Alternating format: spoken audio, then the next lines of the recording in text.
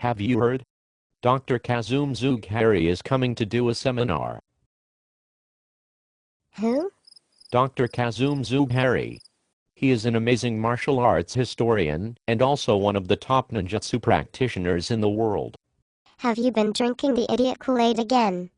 How can you say that? Kazoom is incredible.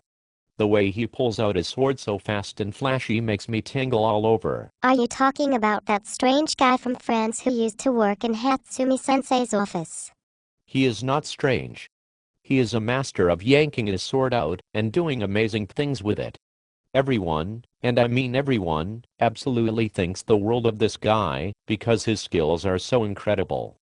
Have you seen the way he pulls his mighty sword out of its scabbard? It's truly exhilarating. He used to do menial paperwork in Hatsumi-sensei's office. And then he wrote that book, right? Thank you for reminding me of the greatness that is his book. His research was so incredible. Can you imagine spending your life doing all that hard work? Well, sure, if someone was paying me to do it. Sure. What do you mean? The government of France gave him a grant to do all his research. There's nothing awe-inspiring about it. It's not like he struggled for years and years to do his research. He simply applied for a grant and they gave him one. Big deal. In fact, if this is the same guy I'm thinking of, there's not much that is awe-inspiring about him, either. You are tragically mistaken. Have you seen the video clips of him on YouTube? You mean the ones with the real bad soundtracks to them? The ones that show him having really unrealistic and poor distance? Unrealistic? How so? Most of the clips I have seen of his weapons handling show him operating far too close to his attacker. In the real world, he would already be dead. You are wrong. I know for a fact that Kazoom is great at handling his weapon. Plus, none of his attackers ever attack him in a realistic fashion. They simply leave their arms out there when they attack. It would be pathetic if it wasn't so amusing.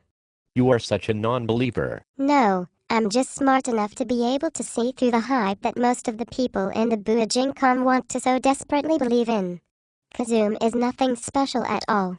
And yet, he has attracted a large following mostly because those who choose to follow him are bad practitioners themselves. I do not know why I talk to you. I came here to tell you the good news about Kazoom and all you do is crap on him. I also heard that the book is full of mistakes. Some of Kazoom's history doesn't actually check out. You are wrong. His facts are solid. How do you know? He told me when he was here the last time. He said his research was sound. He told me that he had seen the scrolls and knew the facts. Then he offered to show me how fast he could whip out his sword. First he showed me how to properly grip it.